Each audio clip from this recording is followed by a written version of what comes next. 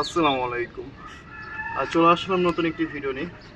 তো আমরা অনেকেই আছি যারা হাই ফ্লাওয়ারের কবুতর গিরিবাজের নিচে পোস্টারিং করে বাচ্চা বের করি। অনেকে অসাধু ব্যবসায়ীও আছে। তো আবার অনেকে দেখা যাচ্ছে আবার রেসার কবুতর পোস্টারিং করে লো কোয়ালিটির কবুতরের নিচে, মানে রেসারের নিচ দিয়েও করে, অনেক সময় গিরিবাজের নিচ দিয়েও করে। তো আমি ওই বিষয়ে কিছু কথা বলবো। যেমন আমার এখানে দেখেন, এটা হচ্ছে একটা পাল্লা লাইনের একজোড়া গিরিবাজ।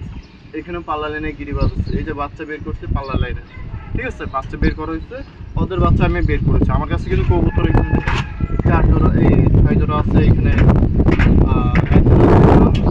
8 জোড়া রেসার, এই মানে হাইপার কবুতর ঘরে আছে 4 জোড়া। মানে এইগুলির বাচ্চা চাইলে আমি কিন্তু ওদের নিচে পোস্টারিং করতে পারি। আমি কেন পোস্টারিং করতেছি না এই বিষয়টা একটু ক্লিয়ার করে। অবশ্যই বুঝার অনেক কিছুই আছে, আপনাদেরকে কেন নিষেধ করে এটা বুঝে নেন।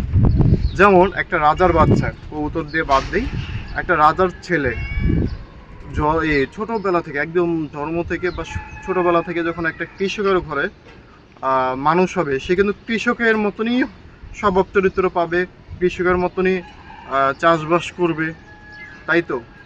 বা মানে একটা ডাক্তারের ছেলে কিন্তু ডাক্তারের মতন জ্ঞান রাখবে, ঠিক আছে? যদি মানে রাজার ছেলে যদি ডাক্তারের কাছে থাকে, ওই ডাক্তারের মতন জ্ঞান থাকবে। বা ডাক্তারের ছেলে যদি রাজার কাছে থাকে, অবশ্যই তাদের চলাফেরার সাথে সাথে মনে করেন যে ভালো জ্ঞান রাখবে। তেমনই একটা ধরেন গিয়ে কথার কথা, এটা হচ্ছে হাই ফ্লাওয়ার কবুতর আমরা যারা পালি, তারা দেখা যাচ্ছে পাল্লা লাইনের গিরিবাজ 2 থেকে 3 ঘন্টার বেশি উড়ে না। নর্মালি গরমে 2 ঘন্টার বেশি ওইভাবে উড়ে না, ঠিক আছে? তো আমি যদি একটা হাই ফ্লাওয়ার কবুতর, যেটা 12 ঘন্টা উড়া কবুতর, ওদের নিচে বাচ্চা করি, ওরা যখন ছোটোবেলায় ডিমটা ফুটার পরে যখন মুখ দিয়ে খাবারটা, দুধটা যে খাওয়ায়, এটা কিন্তু মুখের লালাটা কিন্তু তাদের মুখে চলে যায়।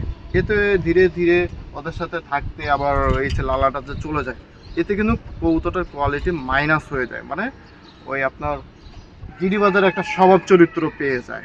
এতে কবুতর দেখা যাচ্ছে যেটা আপনার ভালো দম দেওয়ার কথা, ওই কবুতরে কিন্তু ভালো দম দিবে না, ঠিক আছে? আবার যদি আপনি ঠিকই আপনি 6-7 ঘন্টা উড়া একটা হাই ফ্লাওয়ারের কবুতরের নিচে যদি আপনি 8-10 ঘন্টা কবুতর উড়া, মানে 10-12 ঘন্টা উড়া কবুতরের বাচ্চা ফুটান, তাহলে মোটামুটি কবুতর কোয়ালিটি ভালো রাখবে। কারণ দুইটা ব্লাডই হচ্ছে হাই ফ্লাওয়ার কবুতরের, ঠিক আছে?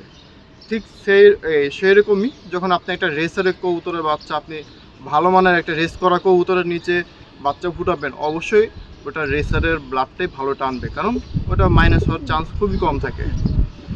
আর চেষ্টা করবেন সব সময় যার ডিম তার নিচেই ফুটানো, যদি কোনো সমস্যা না হয়।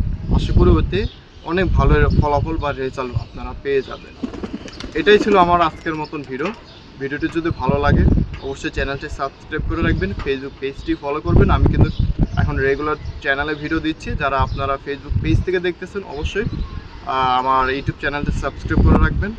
আর একটা বিষয় বললাম, অবশ্যই এটা আমি কিন্তু আমার জ্ঞানে না, শুধু আমার যে জ্ঞান তা না, অনেক সিনিয়র যারা হাই ফ্লাওয়ার কবুতর পালে বা রেসার কবুতর পালে, তাদের কাছ থেকে শুনেই কনফার্ম করেই আমি কিন্তু আপনাদেরকে ভিডিও করে জানাইছি।